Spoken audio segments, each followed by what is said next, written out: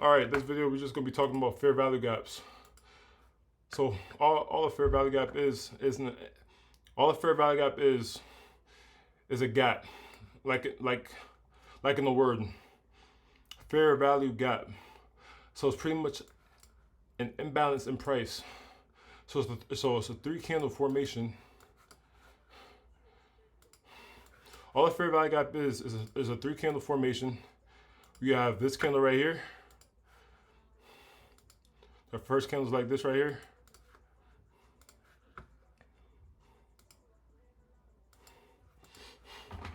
We have our second candle,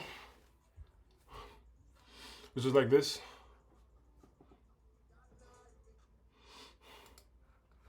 We have our third candle,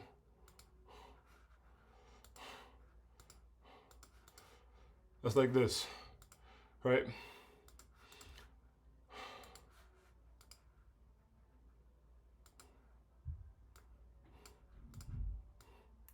So all the fair value gap is an imbalance in price. So now all we're doing is looking at the wicks of the first candle and the third candle. In my candlestick video, we talked about bodies, wicks, so you guys should already understand that. If not, then go back and refer to my my earlier videos. So the bottom wick of the first candle, which is this wick right here, and the top wick of the third candle, which is this one right here. That little space in price action, that's called a fair value gap. And this is a very important level. It's a very key tool that you can use. And it's what I use every single day to make money in the market. So let me give you an example of a candlestick structure that's not a fair value gap. So let's say we have three candles, but now the candles are like this. So let's say that first candle has a very long wick.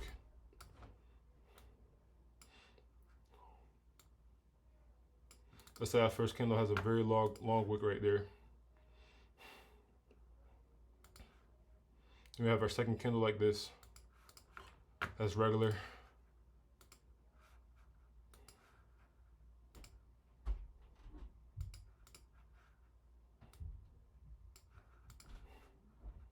And this candle right here, the last candle as well.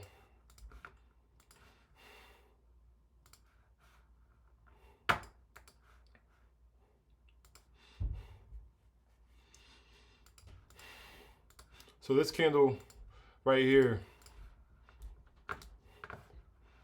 what's the difference? What do you guys notice that's different between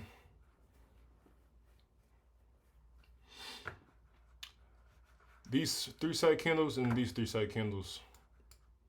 If you pay attention to the wicks, look at the wicks right here. This wick right here is very long. And since this wick right here is very long, there's no imbalance in price. There's no imbalance right here. And since there's no imbalance, that means price doesn't have to refer to that level right here. But whenever price creates this three candle formation right here, that creates a little gap in here, that's a very key level that price likes to use. Whether price wants to use it as some resistance to send price to the downside, or price might want to disrespect that fair value gap. And now once it breaks above that fair value gap, price might want to use that support to send prices higher, right? But we base a lot of things off of these fair value gaps. So now let's look into the candlesticks to see like some more practical examples. So just starting off, you guys practicing, all you want to do is just go into your charts.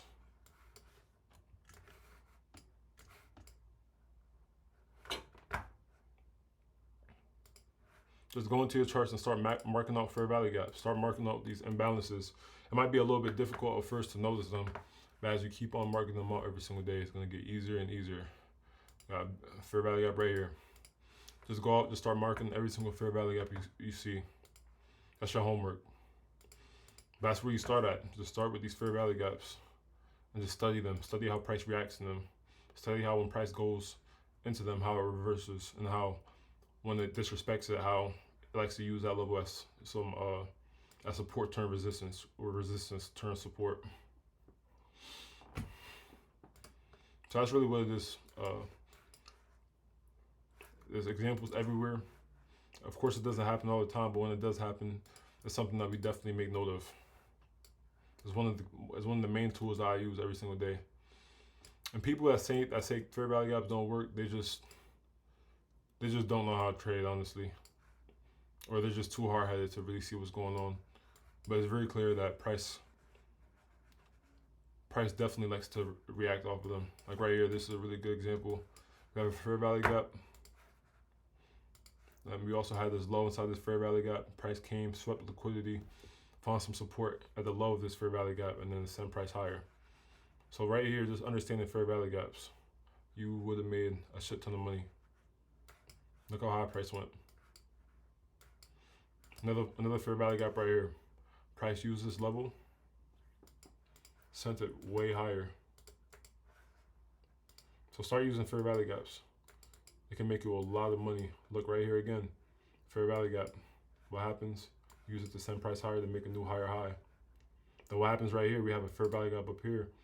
What happens when it gets broken through? Price uses it as resistance to send price lower. All right, so these fair value gaps are very versatile tools that you can use in a lot of different ways. So start using fair value gaps, y'all.